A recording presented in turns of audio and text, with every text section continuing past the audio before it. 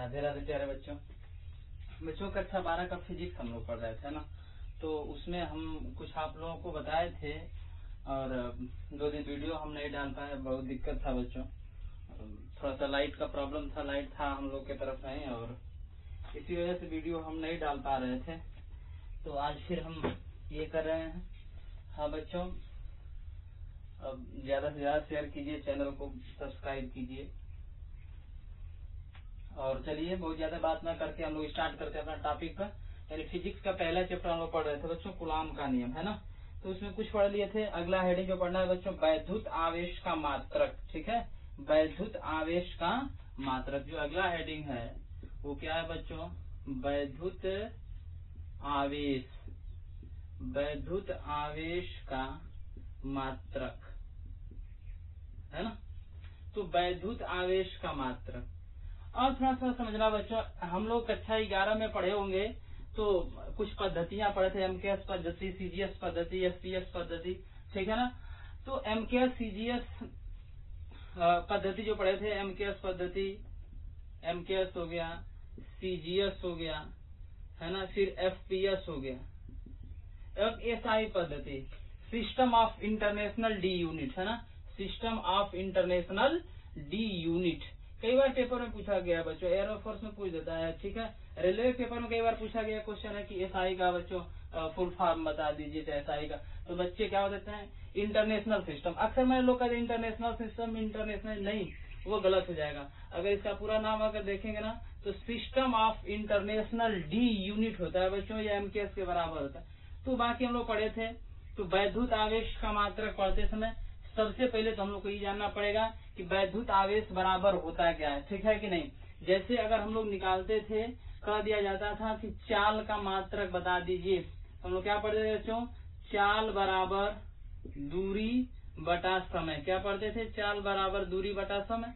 कहा गया कि चाल का मात्रक एमकेएस पद्धति में बता दीजिए। चाल का मात्रक किसमें बता दीजिए, एमकेएस पद्धति में।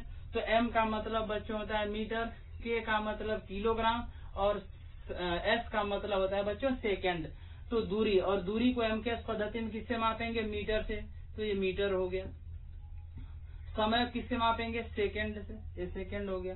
तो चाल का मात्रक क्या होगा, मीटर पर सेकंड। यही सीजीएस पद्धति में कहा था। उसी तरह बच्चों वैद्युत आवेश का भी मात्रक निकालना है, तो वैद्युत आवेश का मात्रक क्या होगा, इसके बारे में थोड़ा सा हम लोग चर्चा। तो सबसे पहले बच्चों ये हम लोग को जानना पड़ेगा ना कि वैद्युत आवेश बराबर होता क्या है, वैद्युत आवेश बराबर क्या होता है। तो कक्षा 9 में, कक्षा 10 में पढ़े होंगे बच्चों वैद्युत धारा, है ना। तो वैद्युत धारा बराबर क्या होता है, सबसे पहले जाने हम लोग वैद्युत, हम बस मेन बात बता रहे हैं, ठीक है ना। इसका इतिहास में उतना नहीं जाना चाहते हैं। वैद्युत धारा बराबर, और वैद्युत धारा बराबर क्या होता है बच्चों, वैद्युत आवेश। वैद्युत धारा बराबर क्या होता है, वैद्युत आवेश बटा में समय। क्या होता है, वैद्युत आवेश बटा में समय। किसी कोई दिक्कत। अब देखो वैद्युत धारा बराबर क्या हो गया बच्चों, तो वैद्युत धारा बराबर हो गया वैद्युत आवेश बटा में समय। अब वैद्युत आवेश बटा समय हमें क्या ज्ञात करना था, वैद्युत आवेश ज्ञात करना था ना, यही वैद्युत आवेश है बच्चों ना। ये कह रहा है भाग में इधर आकर क्या हो जाएगा, गुणा हो जाएगा। तो ये हो जाएगा बच्चों वैद्युत धारा, क्या हो जाएगा, वैद्युत धारा गुणे समय, वैद्युत धारा गुणे समय बराबर क्या हो जाएगा बच्चों, वैद्युत आवेश, है ना। क्या हो गया, वैद्युत आवेश। यहाँ तक समझ पा रहे हैं हमारी बात। इसका मतलब कि क्या हो गया बच्चों, वैद्युत आवेश समझिएगा। तो वैद्युत आवेश बराबर, यही हमें ज्ञात करना था, वैद्युत आवेश बराबर होता है बच्चों वैद्युत धारा गुणे समय। तो कह रहा है कि वैद्युत आवेश बराबर वैद्युत धारा गुणे समय। कोई कहेगा वैद्युत आवेश किसे कहते हैं, तो आप लोग परिभाषित कर देना बच्चों कि वैद्युत धारा और समय के गुणनफल को, वैद्युत धारा और समय के गुणनफल को ही क्या कहा जाता है, वैद्युत आवेश कहा जाता है। समझ पा रहे हैं बात को, हमने कुछ भी नहीं कहा, बस कहा वैद्युत आवेश। तो देखो वैद्युत धारा गुणे समय, तो वैद्युत धारा और समय गुणनफल को क्या कहते हैं, वैद्युत आवेश। अब मात्रक की बात करेंगे कि वैद्युत आवेश का मात्रक, इसका मात्रक क्या आ जाएगा, तो वैद्युत धारा का मात्रक क्या होता है बच्चों, एम्पियर। वैद्युत धारा का मात्रक क्या होता है, एम्पियर होता है, ठीक है। तो वैद्युत धारा का मात्रक एम्पियर और समय का मात्रक क्या हो जाएगा बच्चों, तो समय का मात्रक हो जाएगा सेकेंड। क्या हो गया, सेकेंड। इसका मतलब कि वैद्युत आवेश का मात्रक क्या हो गया, एम्पियर सेकेंड। क्या हो गया बच्चों, एम्पियर सेकेंड हो गया। किसी कोई दिक्कत, तो वैद्युत आवेश का मात्रक एम्पियर सेकेंड हो गया। अब कह रहा है इसका एसआई मात्रक, यानी वैद्युत धारा का एसआई मात्रक, सॉरी वैद्युत आवेश का एसआई मात्रक क्या है, समझना बच्चों। वैद्युत आवेश, वैद्युत आवेश एसआई मात्रक है। तो एसआई मात्रक क्या होता है बच्चों, वैद्युत आवेश का एसआई मात्रक क्या हो जाएगा, तो वैद्युत आवेश का एसआई मात्रक बच्चों कूलाम। क्या हो जाएगा बच्चों, कूलाम हो जाएगा। यानी कूलाम साहब इसके बारे में कुछ बताए थे बच्चों, ठीक है ना। तो इसका मात्रक क्या हो जाएगा, कूलाम। अब कोई कहा कि एक कूलाम किसके बराबर, यानी ये कूलाम किसके बराबर, थोड़ा सा ध्यान देना। वैद्युत आवेश का एमकेएस पद्धति में मात्रक एम्पियर सेकेंड हो गया। क्या हो गया, एम्पियर सेकेंड। एसआई मात्रक कूलाम हो गया। हमने कहा एमकेएस और एसआई बराबर होते हैं, इसका मतलब कि एक कूलाम किसके बराबर होता है, तो एक कूलाम बराबर हो जाएगा बच्चों। कह रहा है कि ये दोनों आपस में बराबर होते हैं, ये एमकेएस और एसआई बराबर हैं, तो एक कूलाम बराबर हो जाएगा बच्चों एक एम्पियर। क्या हो जाएगा, एक एम्पियर गुणे क्या हो जाएगा बच्चों, एक सेकेंड, एक सेकेंड। किसी कोई दिक्कत, यानी एक कूलाम बराबर, ये कई बार पूछ चुका है बच्चों कंपटीशन में भी, एक कूलाम बराबर एक एम्पियर गुणे एक सेकेंड। रेलवे पेपर में, एयरफोर्स में, ऐसे एनडीए वगैरह में ये कई बार क्वेश्चन पूछा गया है कि एक कूलाम किसके बराबर होता है, तो एक एम्पियर गुणे एक सेकेंड के क्या होता है बच्चों, बराबर होता है। किसी कोई दिक्कत, तो यहाँ तक हमारी बात समझ पा रहे होंगे, एक कूलाम एक एम्पियर गुणे एक सेकेंड। अब देखो तुम लोग के अगर पेपर में कक्षा 12 में अगर पूछ देगा तो एक नंबर में पूछ देता है कि एक कूलाम किसे कहते हैं। ध्यान देना, एक कूलाम किसे कहते हैं, ठीक है बच्चों, एक कूलाम किसे कहते हैं ये पूछ देगा।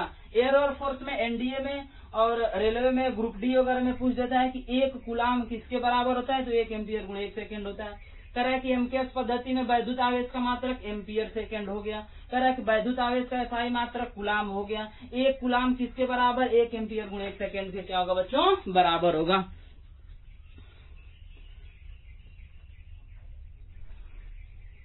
तो यहाँ तक तो समझ पा रहे होगे बच्चों।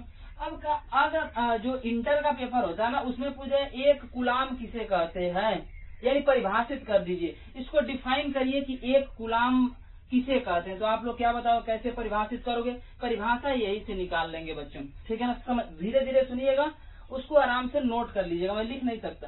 कह है कि एक कूलाम बताओगे।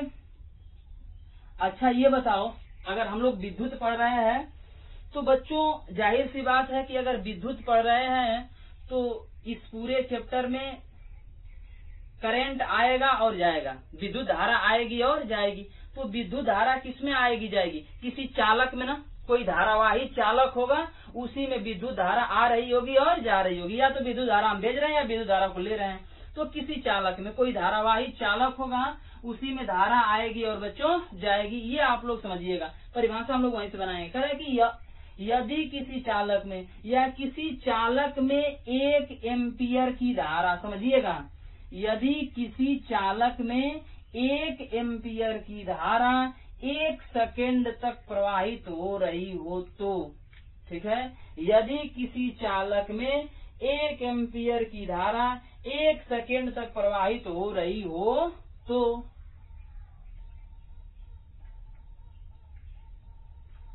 उस चालक से गुजरने वाला आवेश, है ना, उस चालक से गुजरने वाला आवेश एक कूलाम कहलाता है। एक बार और सुनिएगा, यदि किसी चालक में एक एम्पियर की धारा एक सेकेंड तक प्रवाहित हो रही हो तो उस आवेश में गुजरने वाला वैद्युत धारा 1 कूलाम के बराबर होता है।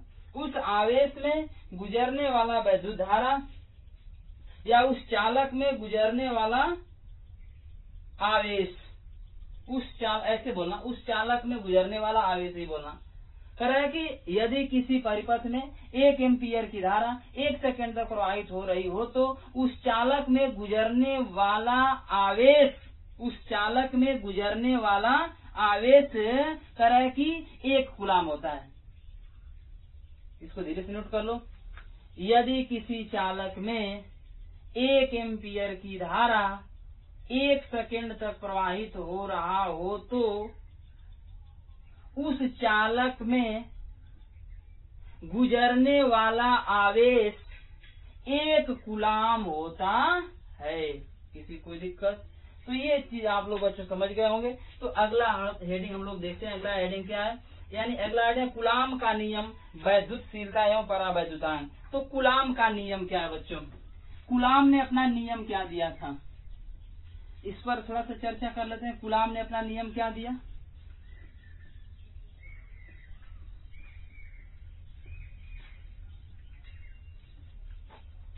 कूलाम का नियम देखो बच्चों,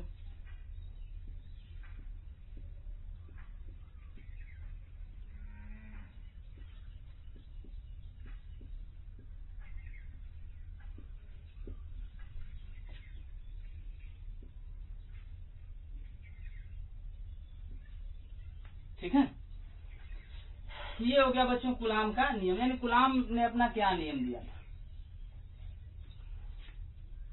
और 1 कूलाम हम लोग जानेंगे किसके बराबर? 1 एम्पियर गुणा 1 सेकंड के बराबर।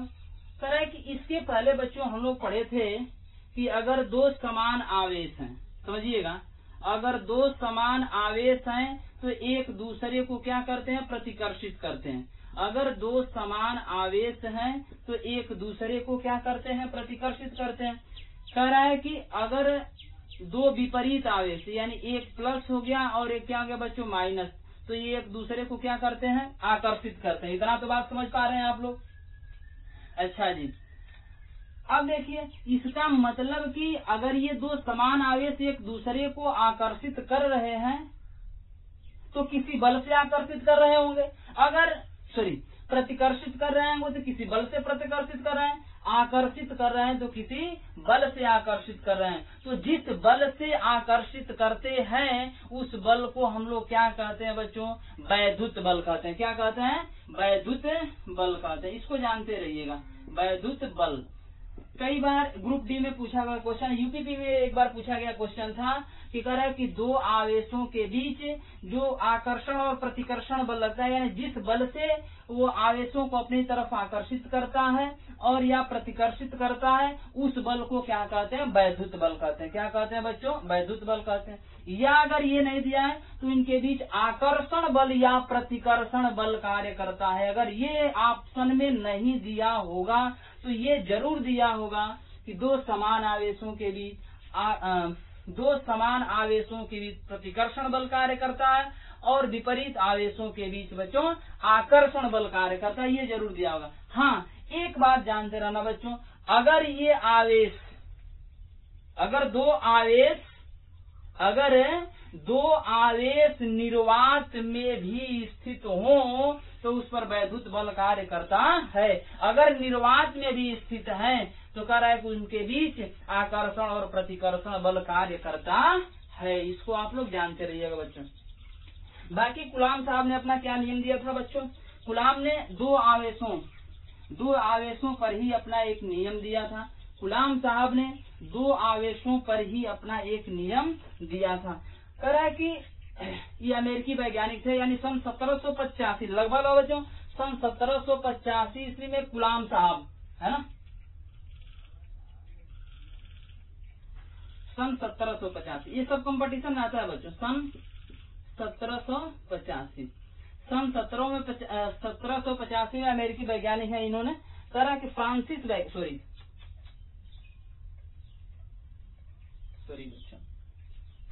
वैज्ञानिक,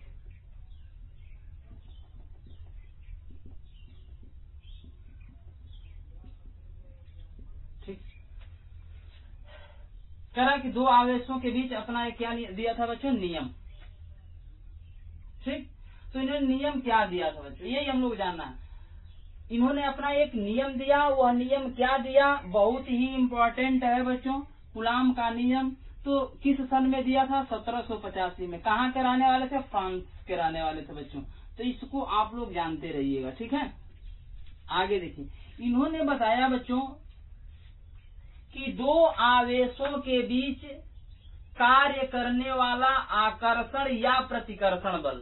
इन्होंने बताया कि दो आवेशों के बीच कार्य करने वाला आकर्षण या प्रतिकर्षण बल, क्योंकि अगर समान होगा तो प्रतिकर्षण होगा, विपरीत होगा, एक प्लस और एक माइनस होगा तो आकर्षण होगा। तो अब क्या होगा, दोनों पर ये काम करेगा, तो इसीलिए आकर्षण और प्रतिकर्षण बल मैं कह रहा हूँ। कह रहा है कि दो आवेशों के बीच कार्य करने वाला आकर्षण या प्रतिकर्षण बल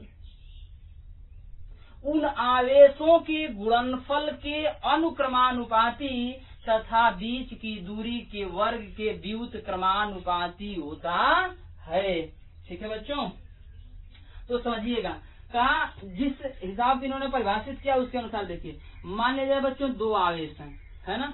मान लिया जाए बच्चों क्या है बच्चों, दो आवेश हैं। कह रहा है कि यह प्लस Q1 और यह प्लस क्या है बच्चों, Q2। तो इस पर क्या कार्य करेगा बच्चों, दोनों प्लस प्लस है तो प्रतिकर्षण, तो इसको हम लोग हटा दे रहे हैं बच्चों। कह रहा है कि दो आवेश, एक Q1 और क्या है बच्चों, Q2 है, तथा इन दोनों के बीच की दूरी R है।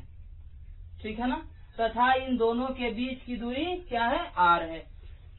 अब समझिएगा, और कूलाम साहब ने क्या बताया कि दो आवेशों के बीच कार्य करने वाला आकर्षण या प्रतिकर्षण बल। तो प्रतिकर्षण बल, और बल को किससे प्रदर्शित करते हैं बच्चों, F से प्रदर्शित करते हैं। F हो गया आकर्षण या प्रतिकर्षण बल।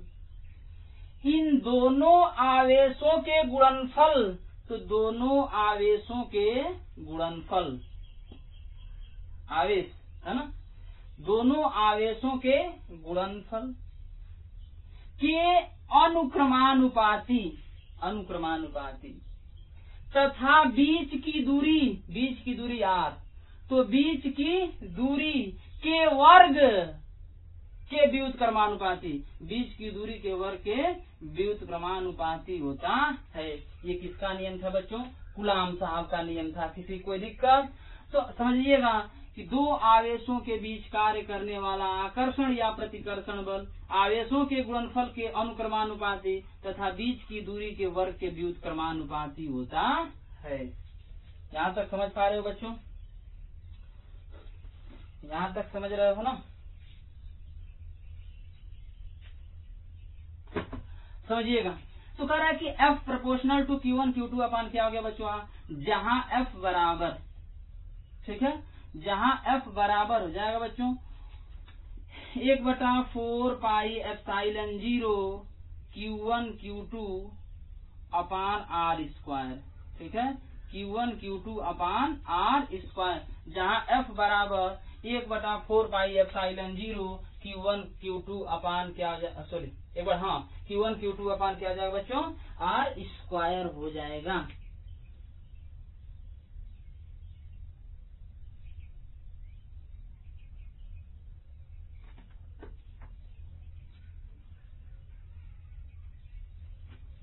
अगर इसका मात्रक कहोगे तो इसका मात्रक क्या जाएगा बच्चों, बल ही होगा।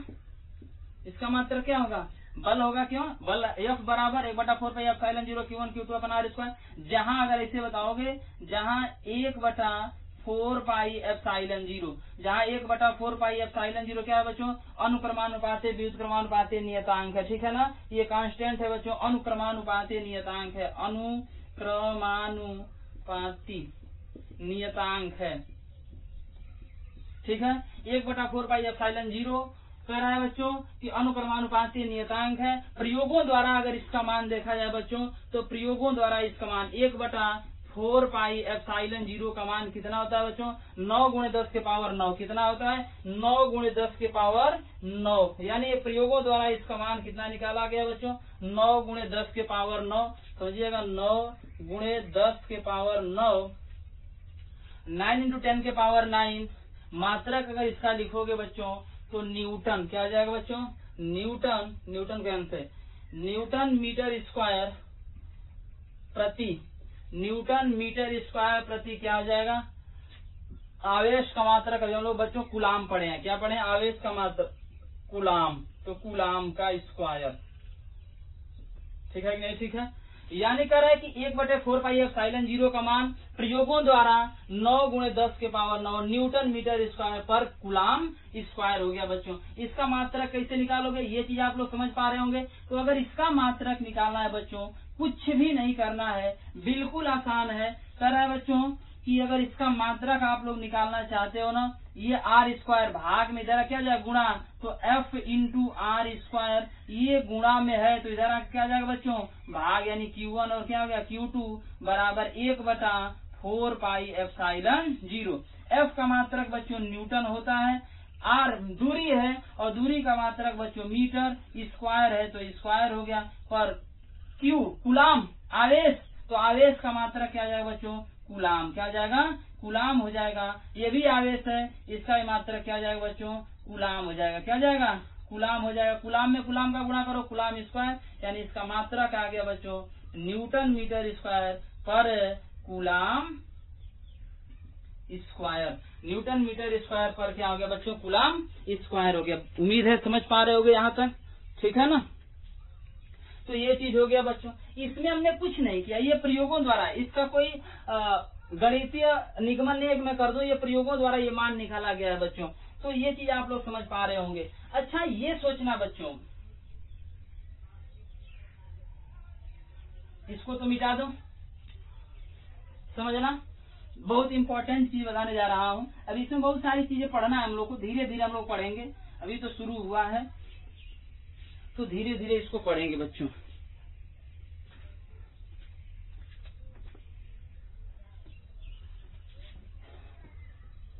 जैसे हमने लिखा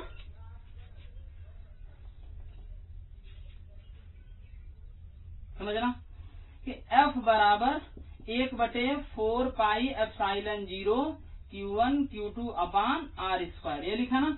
अच्छा जी, इसका मान तो पता है 1/4 पाई एप्सिलॉन 0, 9 गुणे 10 के पावर 9, तो F बराबर 9 गुणे 10 के पावर 9 इंटू क्या आ जाएगा बच्चों?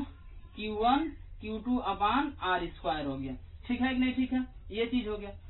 कह रहा है बच्चों कि अगर जो दोनों आवेश है, जैसे Q1 और Q2, मान लिया Q1 बराबर Q2, क्या हो गया बच्चों? Q1 बराबर Q2 हो गया। ठीक है, तो Q1 बराबर Q2, दोनों आवेश बराबर हैं और इसका मान किसके बराबर? 1 कूलाम के बराबर है। किसके बराबर है बच्चों? 1 कूलाम के बराबर। Q1 बराबर Q2 और इसका मान 1 कूलाम के बराबर है। अगर इन दोनों आवेशों के जो बीच की दूरी R है वह 1 मीटर हो। क्या बच्चों? 1 मीटर, समझिएगा, ठीक नहीं? ठीक है, तो कह रहा है बच्चों कि अगर दोनों आवेश आपस में बराबर Q1 बराबर Q2, यह किसके बराबर? 1 कूलाम के बराबर। इनके बीच की दूरी, दोनों आवेशों के बीच की दूरी अगर 1 मीटर हो, है ना, दोनों आवेशों के बीच की दूरी बच्चों कह रहा है कि 1 मीटर, तो ये किस बल से एक दूसरे को प्रतिकर्षित करेंगे या आकर्षित करेंगे? ठीक है ना, ये किस बल से एक दूसरे को प्रतिकर्षित करेंगे या आकर्षित करेंगे, तो समझिएगा हमारा फार्मूला यही हुआ। तो F बराबर हो गया बच्चों 9 गुणे 10 के पावर 9, 9 गुणे 10 के power 9, Q1 into Q2, Q1 बराबर Q क्या है? 1 कूलाम के बराबर, यानी 1 गुणे 1 अपान नीचे R स्क्वायर, R का मान 1 है बच्चों, 1 का क्या करोगे? स्क्वायर, तो F बराबर हो गया 9 गुणे 10 के पावर 9, 1 का 1 में गुणा करोगे बच्चों तो एक ही होगा, 1 का वर्ग करो एक ही होगा, ये इससे कट गया। तो कह रहा है कितना आ गया बच्चों? 9 गुणे 10 के पावर 9 न्यूटन। क्या आ गया? न्यूटन आ गया। यहाँ तक समझ पा रहे हो बात को? इसका मतलब क्या है कि अगर दो समान आवेश एक दूसरे से 1 मीटर की दूरी पे रखे हों, दो समान आवेश एक दूसरे से 1 मीटर की दूरी पे रखे हों, तो वह एक दूसरे को करे आकर्षित या प्रतिकर्षित, यानी 9 गुणे 10 के पावर 9 न्यूटन के बल से आकर्षित या प्रतिकर्षित करते हैं। एक बार और सुनिए, हमने क्या कहा कि अगर दो समान आवेश एक दूसरे से 1 मीटर की दूरी पे रखे हैं तो एक दूसरे को 9 गुणे 10 के पावर 9 न्यूटन के बल से आकर्षित या प्रतिकर्षित करते हैं। तो यहाँ तो प्रतिकर्षण की ही बात आएगी, क्योंकि दोनों आवेश बराबर हैं, तो प्रतिकर्षित, ये अगर प्लस माइनस होता तो आकर्षित भी करता। तो इसी बल से अगर 1 मीटर की दूरी पे रखा हो, निर्वात में भी रखा होगा बच्चों, तो 9 गुणे 10 के पावर 9 न्यूटन के बल से ही वो आकर्षित और प्रतिकर्षित करेगा। हाँ, ये कंडीशन होना चाहिए कि दोनों आवेश एक दूसरे से कितने मीटर की दूरी पर होना चाहिए, 1 मीटर की दूरी पर होना चाहिए। तो बच्चों उम्मीद है कूलाम का नियम आप लोग समझ गए होंगे। बाकी ये तो अनुक्रमानुपाते नियतांक हो गया, मैंने बताया कि 1/4πε0 अनुक्रमानुपाते नियतांक। बाकी ε0 का मान कितना होगा, कैसे इसका मान निकालते हैं, ε0 का मान कई कंपटीशन वाले पेपर में पूछ चुका है, तो ये चीज बच्चों हम लोग कल पढ़ेंगे। आज के लिए इतना ही, अच्छे से पढ़िए बच्चों। चैनल को शेयर कीजिए, लाइक कीजिए, सब्सक्राइब कीजिए, अपने दोस्तों में फैला दीजिए और बताओ कि हाँ ये चीज पढ़ाया जा रहा है, आकर के पढ़ें। बहुत ही जबरदस्त पढ़ाऊंगा, जो भी मैटर में बताऊंगा थोड़ा हट के बताऊंगा टीचरों से, और समझ में भी आएगा। छोटी छोटी बात, बहुत बड़ी बात को छोटे में कर दूंगा मैं। तो बाकी ε0 का मान कितना होता है, इसका बीमा क्या होता है, बीमा उमा सब वगैरह हम लोग कल पढ़ेंगे बच्चों। तो बस आज के लिए इतना ही। राधे राधे, अच्छे से रहिए, घर में सुरक्षित रहिए बच्चों, और अच्छे से पढ़िए, दोस्तों को बताइए, क्योंकि स्कूल तो अगस्त के पहले खुलेगा नहीं, सरकार ने डेट को थोड़ा सा बढ़ा दिया है, ठीक है। तो जो भी मैं पढ़ा रहा हूँ अच्छे से पढ़िए। जो चीज नहीं समझ में आ जाता है कमेंट करिए, फोन भी कर सकते हैं, पूछ सकते हैं कि ये चीज नहीं समझ में आ रहा है, मैं पूरी बताने की कोशिश करूंगा। लेकिन बच्चों लग रहा है पूरा जुलाई तक विद्यालय बंद रहेगा, तो इसके लिए ऑनलाइन हर लोग पढ़ा रहे हैं। तो जो भी मैटर है ऑनलाइन ही पढ़िए, जो भी दिक्कत है आप लोग पूछ सकते हैं। मैंने अपना नंबर भी बताया है, कई बार मैं अपना नंबर बता चुका हूँ बच्चों, आप लोग इस पे फोन करके भी पूछ सकते हैं। तो आज के लिए इतना ही।